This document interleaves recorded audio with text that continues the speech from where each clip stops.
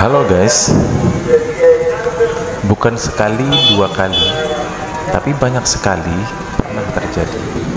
Ketika saya bercanda justru terjadi. Ini berlaku untuk kejadian yang kurang mengenakan juga.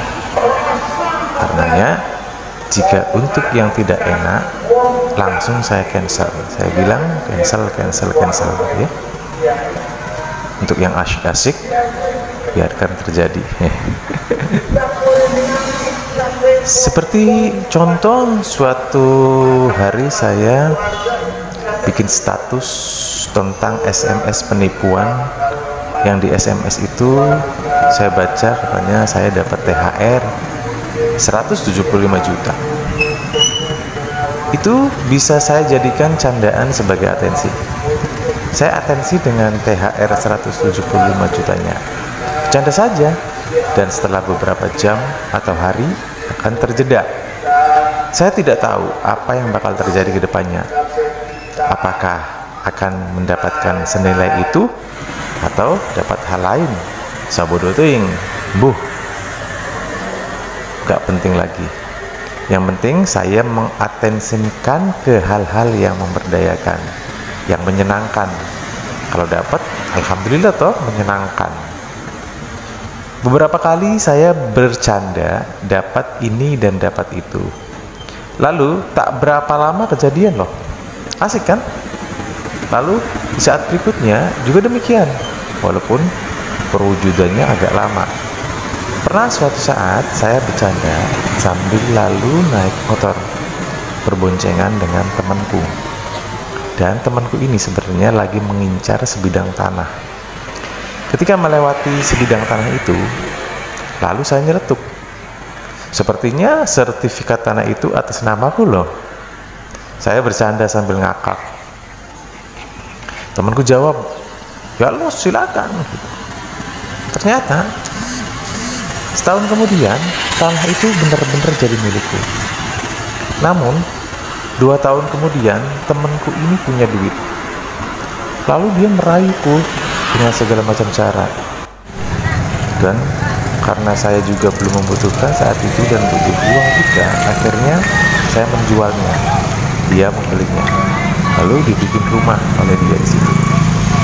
Saya senang dapat untung.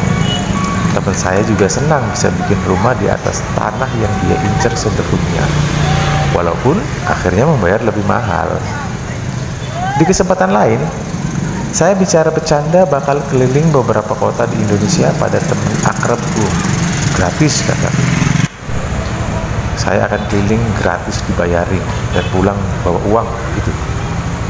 Saya cuma bercerita saja bahwa bakal gini gitu.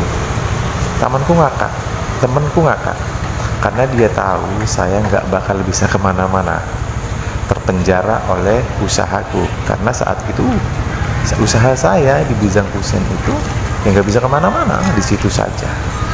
Paling bisa pergi sesekali saja katanya, dan pakai uang sendiri tentunya, begitu dia bilang. Nyatanya selama hampir 7 tahun ini saya bisa menikmatinya. Saya bisa gratis kemana-mana karena saya menjadi seorang IO atau event organizer ya. Saya bisa mendapatkan untung dari situ dan gratis untuk biaya perjalanannya. Poinnya adalah jangan membatasi sesuatu dengan bingkai yang sulit. Jadi buatlah sesuatu menjadi sederhana dengan bercanda.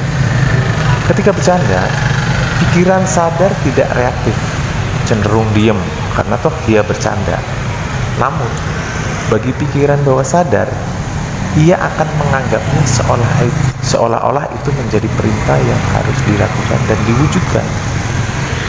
Bingkai saja suatu kejadian dengan cerdas. Nyatakan, baik lewat tulisan atau ucapan. Lebih powerful diceritakan kepada banyak orang. Buat dengan format bercanda saja, biar tidak dibantah oleh orang yang mendengarnya.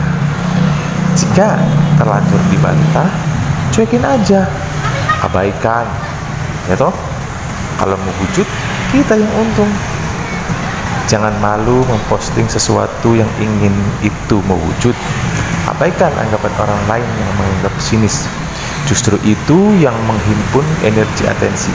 Yang penting kita jangan terpengaruh kalau ada yang nyinyir.